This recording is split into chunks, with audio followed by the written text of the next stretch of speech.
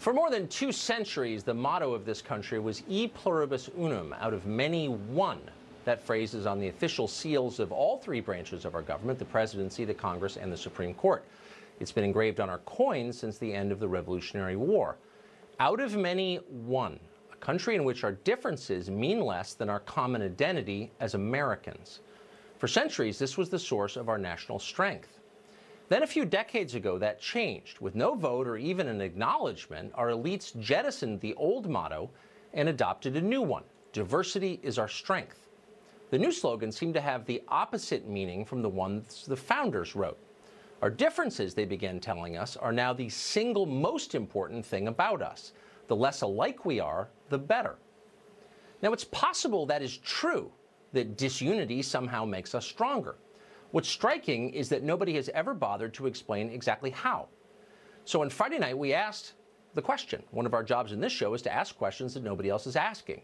We believe that open debate is our birthright as Americans, but we also believe it produces wiser conclusions. So we did. Here's the clip. How precisely is diversity our strength? Since you've made this our new national motto, please be specific as you explain it. Can you think, for example, of other institutions, such as, I don't know, marriage or military units, in which the less people have in common, the more cohesive they are? Do you get along better with your neighbors or your coworkers if you can't understand each other or share no common values? Well, those seem like obvious questions to us and long overdue questions, but rather than answer us, the left called us names and tried to shut us up. You're racist, they screamed, as if that were a response rather than a tactic. Keep in mind that this show has argued consistently and persistently for almost 2 years that people should never be punished or rewarded on the basis of their skin color. Unlike the left, we don't believe your DNA is the most important thing about you. Each of us is an individual, not a faceless member of a herd. We abhor defining people by race. That's one of the main reasons we're not liberals.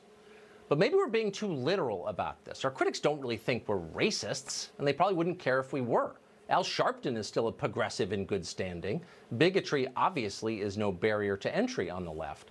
None of this is actually about race at all. They're trying to silence us because they don't want to answer the question, and they don't want to answer it because they don't have an answer to it. Think about that. America is a country the size of a continent with 325 million people in it. What holds all of that together? What's the glue? It certainly doesn't need to be ethnicity or religion, but it does need to be something. Countries don't remain united without a reason. What's ours? You'd think our elites would be staying up late thinking about that. They're not. They haven't given it a thought, and they don't want you to give it a thought either. Diversity is our strength, they shout. It's an inadequate response from an inadequate leadership class. Meanwhile, they fan the flames of mindless tribalism. Division helps them maintain their power, even as it destroys our country. They have no interest in national unity. They have no interest in the nation state itself, actually. That's merely a barrier to their advancement.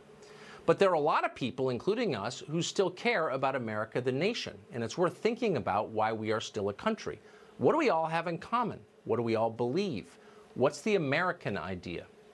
We're going to explore all that in the coming weeks and months because we think it's worth it.